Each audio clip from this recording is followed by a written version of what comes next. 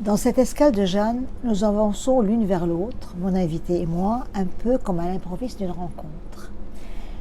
Je la connais, je l'ai vue, nous nous sommes parlé, mais toujours avec du monde autour. Nous voici en tête à tête. Bonjour Patricia Martel. Bonjour Jeanne, merci de m'accueillir. Je suis très heureuse de vous accueillir. Vous êtes médecin, journaliste et auteur. Dans quel ordre c'est arrivé ou dans quel désordre? Dans quel désordre, oui, c'est un peu ça. Oui, alors j'ai l'impression que ça a été une sorte de bricolage ces années.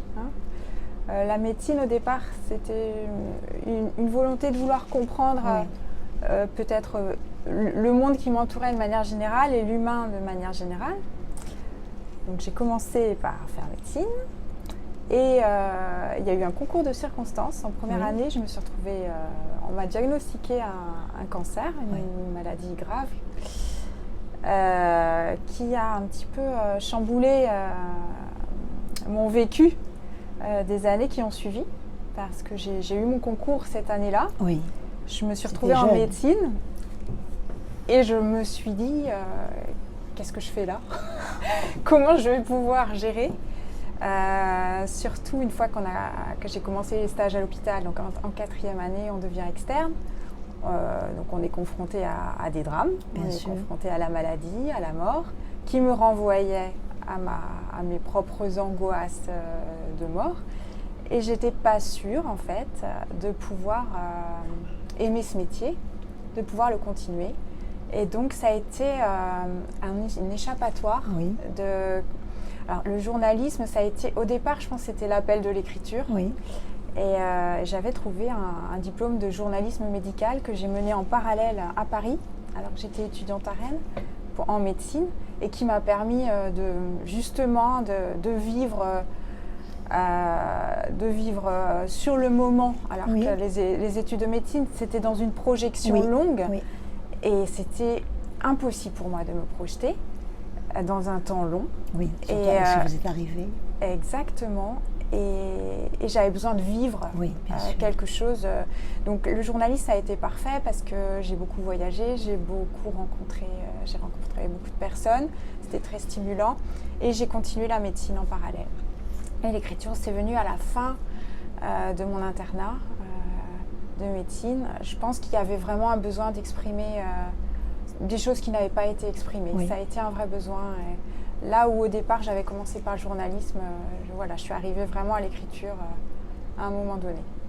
En tout cas, cette histoire où on reçoit un coup comme ça, jeune quand même, à l'improviste, et on est confronté au métier même qui est censé, je dirais, être le métier qui va guérir les autres, et soi-même on a cette épée de Damoclès, c'est très dur. Alors ça aurait pu donner du sens, encore plus, à mon métier. Mais j'ai toujours ressenti un conflit énorme. Un conflit énorme entre la médecine et moi. Ça a été pas une bataille, mais presque. Je pense que j'avais pas travaillé ce côté angoisse de la mort. J'avais pas eu l'occasion de travailler après tout ça. Donc je pense que c'est resté difficile. Pour moi, la maladie, je le prenais toujours pour moi. On appelle ça en termes un petit peu psychologiques l'introjection, quand on va s'identifier tout de suite au malade. Et voilà, je m'étais dit je ne pourrais pas faire ça à temps plein. Donc vous aviez besoin d'une petite distance. Exactement. Ce qui est normal. Vous avez écrit sur le burn-out au travail. Donc cette médecine du travail, ces femmes et ces hommes qu'on voit tomber dans cet espace, en réalité nourricier, alimentaire, porteur de rêves. Alors comment ça se passe un burn-out? Le repérage, soigné, décidé, mais déjà comment ça se passe un burn-out? Un burn-out, alors le premier qui l'avait décrit, c'était un psychologue dans les années 70. Il parlait de maladie de l'âme en deuil de son idéal. C'est joli. C'est joli, triste et poignant. C'est joli. Et le burn-out, en général, c'est toujours lié à un décalage entre un idéal fort de départ et une réalité concrète. Donc ça va toucher préférentiellement les personnes qui vont s'engager dans des métiers dits qui ont du sens. du bénévolat, des gens qui vont soigner, des soignants justement, ou des journalistes qui veulent donner un sens à leur métier. Et donc là, il y a cet idéal fort au départ et une réalité qui résiste ou qui n'est pas à la hauteur de cet idéal et qui va engendrer un sentiment de ne pas y arriver, d'être épuisé émotionnellement et une perte de sens au final du métier qu'on voulait faire. Et du rêve. Et du rêve, voilà. Et est-ce que la hiérarchie aussi, parce que parfois on a, sans qu'il le veuille spécialement, mais parfois une hiérarchie comme dans une entreprise, il y a un peu de vitesse. Et cette vitesse, on suit, mais à un moment donné, on s'épuise. Alors il y a plusieurs facteurs externes qui ont été identifiés, qui causent le burn-out. Et aujourd'hui, il y a beaucoup plus de burn-out qu'il y a 100 ans dans le monde du travail. Parce que ce qui étaient les facteurs protecteurs du travail, se sont affaiblis. Les facteurs protecteurs, c'est quoi? Quand vous travaillez, c'est une souffrance, mais vous en retirez de la satisfaction par le fait d'avoir un résultat qui vous convient, dont vous êtes fier. La satisfaction d'un travail bien fait. Vous avez aussi la satisfaction d'être intégré dans une équipe ou d'être reconnu. Et aujourd'hui, avec la manière dont est géré le travail, avec souvent les injonctions économiques au premier plan, vous allez perdre, affaiblir ces éléments. Parce que, prenez l'exemple d'un journaliste qui veut faire un bel article, tout ça, et on lui demande de traiter de l'information scoop en un temps record. Il va être frustré parce que c'est pas ce que lui attendait, c'est pas le sens qu'il donnait à son métier. C'est presque ça va à contresens même de ce qu'on lui demandait. Et la souffrance s'installe. La souffrance s'installe.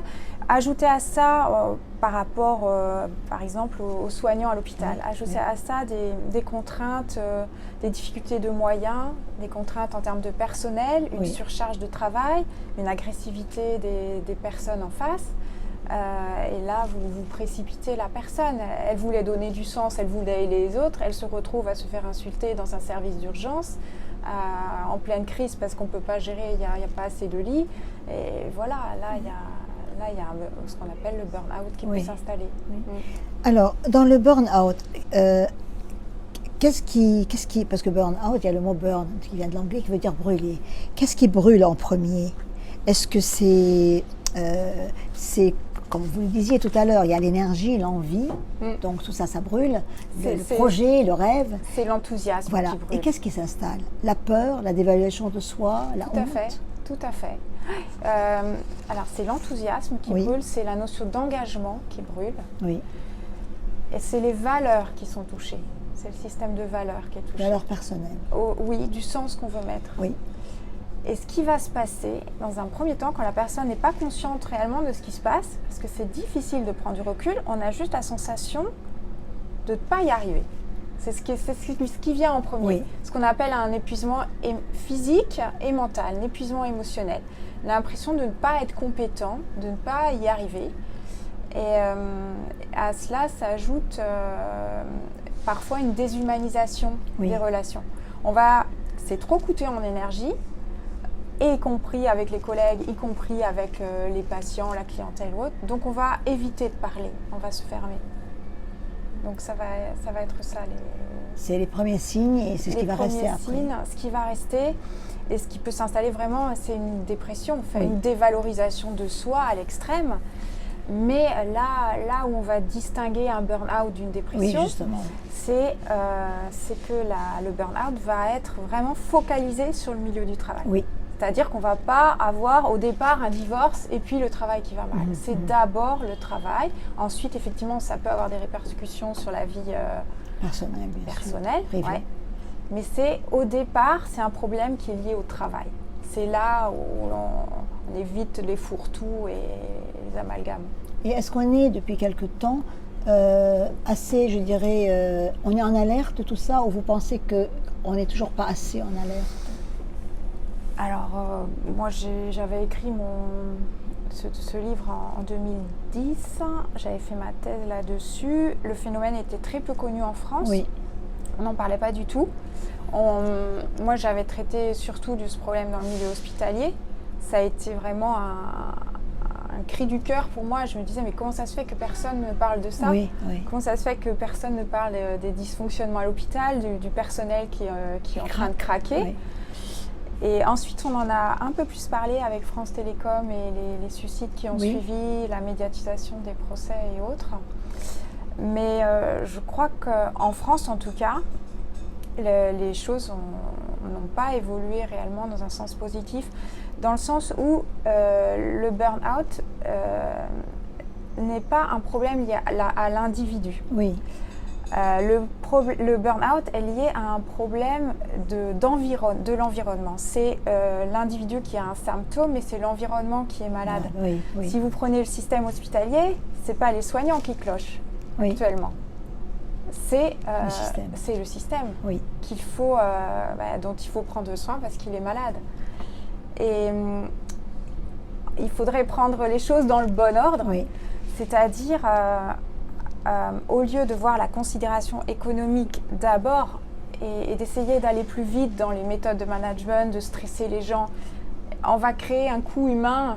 Bien sûr. Qui va être à l'encontre de ce qu'on veut produire au départ. Il faudrait prendre en compte au départ les besoins des personnes et adapter l'environnement à ça pour créer un engagement de ces personnes-là qui seraient bien au travail, qui auraient envie de s'investir. Et on fait encore l'inverse en France. Dans d'autres pays, ils ont compris cette approche-là. Au Canada, aux États-Unis, ils sont dans d'autres logiques. Mais on a l'impression qu'ici, ça patine. Et je crois que ça touche une troisième, entre guillemets, personne qui est le patient. Parce que le patient sent qu'il devient presque un numéro, que quelque chose est totalement déshumanisé. Et lui aussi, il n'est pas en burn-out, entre guillemets, mais il est en déshérence. Vous parlez des patients qui ne sont pas en burn-out, qui sont pris en charge par les soignants. Oui, parce qu'ils sentent que le soignant est là parce qu'il est obligé de courir. Il y a ils ont peur, les gens aujourd'hui. Ils ont peur. Moi, je vois beaucoup de personnes qui sont dans des déserts médicaux, des personnes âgées, qui choisissent aujourd'hui leur lieu de résidence par rapport à l'offre de soins quasiment. Surtout quand ils se retrouvent isolés, il y a vraiment une peur. Donc forcément, il y a des répercussions de ça. Les gens sentent bien quand ils vont aux urgences. C'est galère. Les gens racontent que pour avoir un rendez-vous pour un problème qui, eux, leur semble urgent, ils vont avoir le rendez-vous dans 9 mois. Donc c'est angoissant des deux côtés. Et ça augmente avec la situation actuelle. Tout à fait. Voilà. Je reviens encore, pardonnez-moi, mais on a la chance d'avoir quelqu'un avec qui parler du burn-out, parce que je crois que c'est quand même actuellement une pathologie, disons le mot, qui est réelle. Et en même temps, il y a ce besoin, même chez la personne qui est en burn-out, d'aller jusqu'au bout d'elle-même. Ça veut dire, non pas de cacher parce qu'elle a honte, mais elle veut garder son travail, elle veut espérer encore. Et là, elle tire sur la corde beaucoup. Cette peur de ne pas garder sa place dans le travail, dans la société. Oui, et je pense aussi que les individus qui sont plus enclins à faire des burn-out ont certainement peut-être une estime qu'ils ont besoin de combler, une estime un peu défaillante qui fait qu'ils vont aller devoir prouver par ce qu'ils font, par des résultats probants, qu'ils ont de la valeur. Donc ce sont des gens qui vont pas écouter leurs limites très souvent et qui vont aller au-delà. Et ça tombe après. Et ça tombe. Et parfois, il faut aller jusqu'au bout pour pouvoir tout retourner et commencer à comprendre. Il faut parfois aller jusque-là. Terrible. Quand je vous ai vu pour la première fois, c'est votre sourire qui m'a percuté. Ce sourire immense, heureux et pourtant porteur d'un instant d'égarement ou d'une brisure. Je l'ai compris quand vous avez parlé au début d'où elle vient. Ce sourire et sa splendeur, est-ce on garde à vie cet arrêt, je dirais, de ce couperet qui est arrivé, avec la maladie au haut, c'est-à-dire que vous étiez très jeune, vous étiez en plein essor, et pouf, votre sourire est très beau, mais il a aussi ce petit quelque chose. On oublie avec le temps, enfin on n'oublie pas, on s'habitue ou pas? Non, je pense qu'il y a déjà une vision de la vie qui se fige. Oui. qui se fige, qui à 18 ans, on ne perçoit pas du tout la vie comme les autres. Oui. Il y a quelque chose, il y a une espèce de nostalgie aussi de ne pas être comme les autres, oui. de ne pas parler des mêmes choses, de ne pas être intéressé par les mêmes choses que les gens de son âge. Il y a eu une immense joie de vivre qui m'est tombée dessus après cette maladie. Oui. J'avais une conscience aiguë d'avoir la chance d'être vivante. Et ça ne m'a pas quittée. Ce qui ne m'a pas quittée non plus, en contrepartie, ce sont les angoisses. Enfin, l'impression que j'étais faite pour mourir jeune, quoi. Oui. Je n'ai pas trouvé d'autres explications, en fait. C'est assez absurde, la survenue d'une maladie comme un cancer à 18 ans. Enfin, oui, bien sûr. Il n'y a pas d'explication rationnelle. Oui. On a plutôt tendance à... Alors, moi, la réponse que j'avais trouvée, qui ne m'a pas beaucoup aidée, c'était que j'étais programmée pour disparaître, oui. Donc, comme une loi darwinienne. Voilà. Que j'étais plus fragile et que j'allais certainement mourir plus jeune. Donc ça a du mal à partir. Donc je n'arrive toujours pas à me projeter, j'ai toujours l'impression d'être en sursis. Oui. Donc il y a aussi ce côté plus peut-être de profiter de la vie. Profiter de la vie, ouais. Vous avez un enfant, je crois aussi. Oui, qui a 11 ans. Ouais. C'est une espérance d'avoir osé faire tout ça, voilà. Oui. C'est magnifique. Oui, j'ai une chouette vie. C'est formidable. Alors, on a parlé du burn-out et en même temps, après, vous êtes aussi donc auteur aussi. On a parlé aussi de cette impression que votre destin était de mourir jeune et heureusement, on touche du bois. Vous êtes toujours là.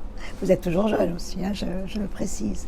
Vous avez écrit un livre aux éditions Jacques Flamand. Oui. J'adore la couverture. On va la montrer au public tout à l'heure. La couverture des coiffes. Ce sont des vaches couleur sorbet.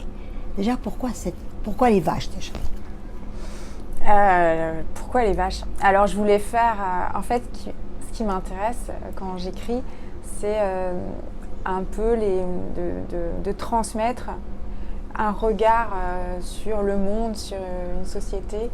Et donc j'étais partie avec cette idée d'une héroïne un peu folle, oui. Qui après une rupture amoureuse, sans savoir pourquoi, va se mettre à s'intéresser aux vaches et ne va plus percevoir le monde que comme un troupeau de vaches. Oui. C'est-à-dire qu'elle va se sentir détachée du monde sans être capable de réinvestir ce monde. Et le point de départ, ça a été un petit peu un sentiment presque d'incohérence du monde qui nous entoure, enfin de la marche qu'il a actuellement. Je pense aux enjeux climatiques notamment, on a presque l'impression d'aller à contresens. Oui. On a presque l'impression d'une forme d'irréalité, d'une forme d'abêtissement. Et la vache, c'était l'image du troupeau, l'image vers quoi on nous conditionne. Et en même temps, une espèce de passivité à laquelle, de fatalisme. On nous engraisse pour mourir après et pour profiter de nous en quelque sorte. Oui, et on est tranquille, on ne s'en rend pas compte. Voilà, c'est ça. Ouais. Et la couleur de cette couverture, parce qu'elle est pétillante. Ouais, je voulais quelque chose de joyeux aussi dans le texte. Oui. Je voulais quelque chose... comme je voulais traiter un peu de l'absurde, de cette vision de l'absurde, je voulais quelque chose... une héroïne absurde, avec un refuge dans l'absurde quelque part, et avec de la joie. Et donc cette couverture, ce sont des vaches qui tirent la langue, qui sont très très colorées. Déjà, elle est d'une amie à moi que j'admire, qui est plasticienne. Comment elle s'appelle ? Elle s'appelle Céline Chat. Oui. Je vous invite à regarder son travail, elle est très douée. Et j'aime aussi beaucoup sa personnalité. C'est quelqu'un justement qui dégage beaucoup d'énergie, beaucoup de joie de vivre. Et elle a aussi une forme d'engagement dans ce travail. Donc je trouvais que ça allait parfaitement. Et j'avais en tête cette photo d'Einstein qui tire la langue, vous savez, qui a été reproduite par Andy Warhol. Et Einstein, quand il tire la langue sur cette photo, au départ, on lui demandait de prendre la pause. Et c'était un moment... où il était épuisé. Oui. Et il n'avait pas envie de répondre à des conventions, il n'avait pas envie de se plier à ce que tout le monde pense, ce que tout le monde doit faire. Oui. Et il a tiré la langue et c'était un geste, comment on peut dire, impertinent. Oui. Et je voulais une forme d'impertinence, c'est-à-dire qu'on a conscience d'être dans une espèce de troupeau et en même temps, on peut être créatif, oui. On peut être conscient, mais inventer autre chose et être joueur avec tout ça. Donc, on peut tirer la langue aussi. On peut tirer la langue, sourire et essayer d'être dans une inventivité d'autre chose. C'est un très beau livre en tout cas, vraiment. Merci. Et déjà, là, encore une fois, la couverture, on a un instant, qu'est-ce qui va se passer dans ce livre? Alors, le ruminant est quelqu'un qui s'en sort mieux que celui qui fonce immédiatement. J'entends le ruminant qui mange l'herbe, enfin, quelqu'un dans la campagne en quelque sorte. Peut-être qu'il va moins vite faire un burn-out. Oui. Parce qu'il aura peut-être un idéal moins élevé que quelqu'un qui ne va pas attendre grand-chose finalement et qui va... Mais dans les deux, il y a des choses positives. Oui. Moi, je pense que j'ai été plutôt... j'avais plutôt le profil à faire un burn-out parce que j'avais un enthousiasme assez fort au départ. Et plus j'avance dans la vie, et plus je suis aussi heureuse de me dire j'apprécie ce que j'ai, je fais tranquillement les choses. Je ne suis pas obligée de démarrer un nouveau projet. Je ne suis pas obligée de démarrer un nouveau projet du tout. Oui. Je suis plus dans cette forme-là de contentement. Ouais. Oui, de contentement, de la qualité de ce que vous voulez. Voilà, c'est ça. Ouais. Patricia Martel, vous êtes également, donc comme on l'avait dit tout à l'heure, journaliste. Enfin, vous avez du moins côtoyé le journalisme longtemps. Quelle responsabilité, c'est une question vaste, mais quelque part, quelle responsabilité a le journalisme aujourd'hui et quelle légitimité de l'information lui reste-t-il en ces temps de réseau? Alors moi, je suis journaliste santé, donc oui, c'est bien vraiment. Sûr. Mais là aussi, les réseaux, on est tous devenus sur les réseaux des experts. Oui. C'est une question complexe que vous me posez là. L'information en général, je trouve que entre la multiplication des chaînes info, les informations en continu, je trouve qu'elle a perdu un petit peu de sa crédibilité. Il y a aussi dans cette course à l'info rapide. Moi, j'aime beaucoup Gilles Deleuze qui disait que c'était qu'on avait dans l'information, finalement, c'était pas des informations, c'était des mots d'ordre. Oui, des injonctions. Des choses qui nous feraient, qui seraient censées nous dire ce qu'on doit penser, ou donner de l'importance à des choses qui n'en ont pas. C'est la même chose pour les sondages. On va dire 30% des Français pensent que voilà, une chose est importante. Et en fait, pas du tout, puisque c'est biaisé, ça n'intéresse que ceux qui font ces sondages-là. Et souvent, la question est fermée, donc une ouverture pour la réponse. Donc, pour moi, il y a beaucoup d'endroits de papier, de radio qui sont de très grande qualité. Bien sûr. Donc, l'enjeu, c'est à mon avis de nous apporter des clés de réflexion pertinentes pour réfléchir justement à un monde de demain. Et peut-être, c'est compliqué parce que de nous guider, mais comment on peut être guidé sans se dire est-ce qu'on justement on nous trompe pas, et donc les réseaux, le rôle c'est peut-être comme ceux des artistes aussi, c'est d'apporter une contre-information à la doxa, la pensée dominante, mais il y a aussi cet écueil de qu'est-ce qui a de la valeur, comment je fais le tri moi en tant que consommateur d'informations finalement. Donc je sais pas, les réseaux, il y a du bien parce que ça élargit les connaissances. Ça permet aux gens aussi qui sont en solitude ou malades justement de pouvoir rester dans le monde vivant. Donc il n'y a pas seulement du mauvais dans tout ça, au contraire. Oui, tout à fait. Alors après, moi je fréquente pas beaucoup parce que j'ai vu. Déjà, j'ai pas trop le temps. Oui. Et puis, je crois que ça me convient pas, quoi, comme approche. Vous avez des projets d'écriture?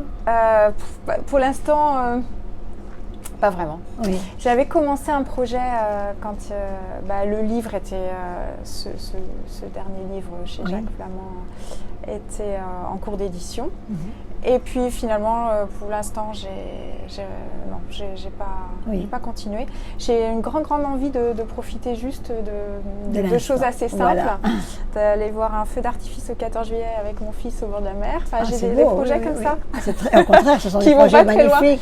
Mais ça m'est pas arrivé souvent finalement dans ma vie de pas toujours aller chercher à réaliser quelque chose. Donc, mais je crois que nous sommes presque préformatés pour de la production ou ce qui n'est pas de la créativité, hein, c'est autre chose. Oui. Et on ne sait pas s'arrêter parfois, ou bien Voilà, c'est ça. Alors après, je pense que la créativité, pour moi, elle est source de joie de vivre quand même. Oui. Et que la vie, sans ça, il lui manque quelque chose. Donc, je ne sais pas si... Je pense quand même que je retournerai dans un projet d'écriture.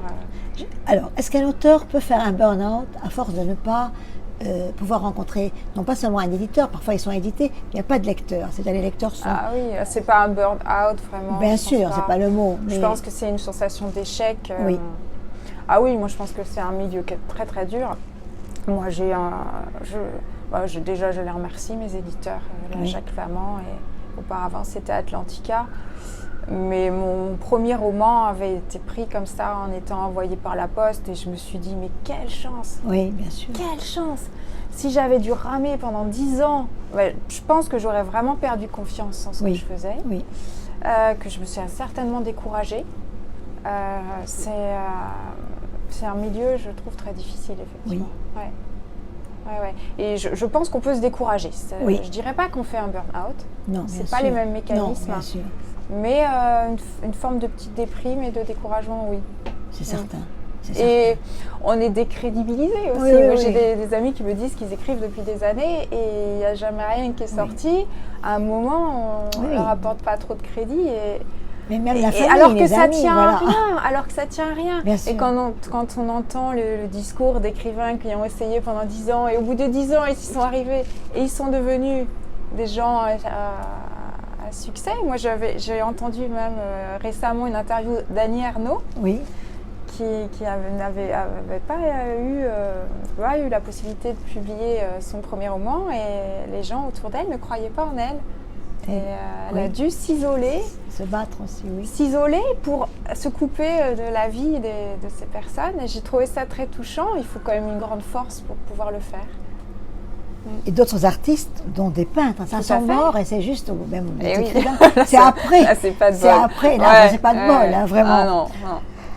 Patricia, il est d'habitude dans l'escale de Jeanne de faire des questions-réponses. Ça veut dire, je vous dis un mot, vous me répondez. Ok. Voilà. L'amour. Bonheur. L'enfance. Indifférence. Peu de souvenirs. Écrire. Joie. Insomnie. Vous ne connaissez pas? Je l'ai connue pendant 10 ans après la maladie. Parce que j'avais très envie de me lever. Oui. Vous ne vouliez pas dormir? Non. C'était du temps perdu. Maintenant, je dors très convenablement, oui. Voyage. C'est pas mon truc. Besoin de l'autre, c'est votre truc. Besoin de l'autre, je trouve ça normal, comme le besoin de manger et de dormir. J'ai un besoin vital. Cette escale, qui est la vôtre, mais je voudrais aussi, je sais que peut-être que vous m'avez dit que vous aviez un peu du mal devant les caméras, et en même temps, je trouve que vous êtes magnifique devant les caméras. Voilà. Il est d'usage aussi, j'arrête les usages, de chanter, de dire une comptine ou de lire quelque chose. Qu'est-ce que vous nous avez préparé? Je trouve ça vache. Je tire la langue. Je trouve ça vache. Tirer la langue. J'en ai parlé à mon fiston qui m'a dit quoi, maman, tu dois chanter? Je dis oui. Et il m'a dit mais t'as qu'à chanter une chanson sur les vaches. Ah, c'est sympa. Voilà, donc j'en connaissais pas de chanson sur les vaches. Et j'en ai trouvé une. Je vais chanter juste un petit couplet. Bien sûr.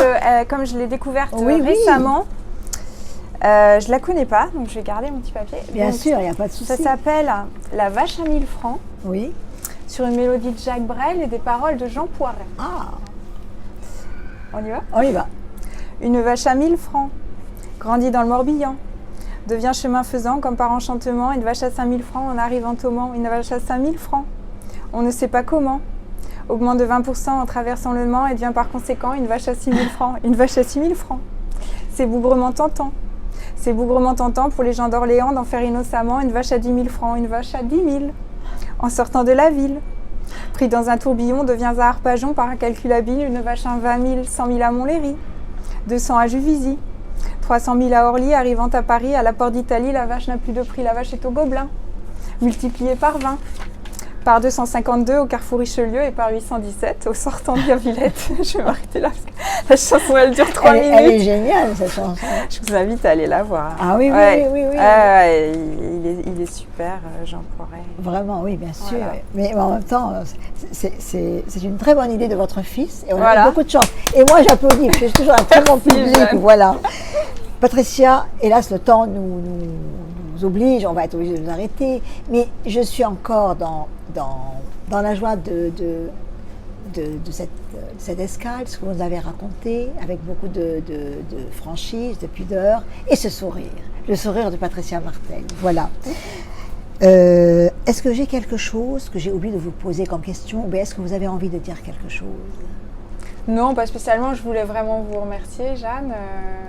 Et je crois que vous avez déjà posé beaucoup de questions et je vous en remercie. En tout cas, c'est moi qui vous remercie d'être venu. Vraiment, je vous remercie aussi de tout ce que vous nous avez dit. C'était une escale. Les escales, c'est on s'arrête au port, comme on avait dit dans une autre interview, et puis on ne sait pas ce qu'on va avoir, qui on va rencontrer, comment ça va se passer. Et j'ai beaucoup de chance moi-même. Merci beaucoup, beaucoup, beaucoup. Et le bateau va repartir vraiment plein. Un grand merci Patricia. Jeanne, merci avec beaucoup. plaisir. Et nous continuerons donc avec le générique de fin de Alain Roy. Un grand merci.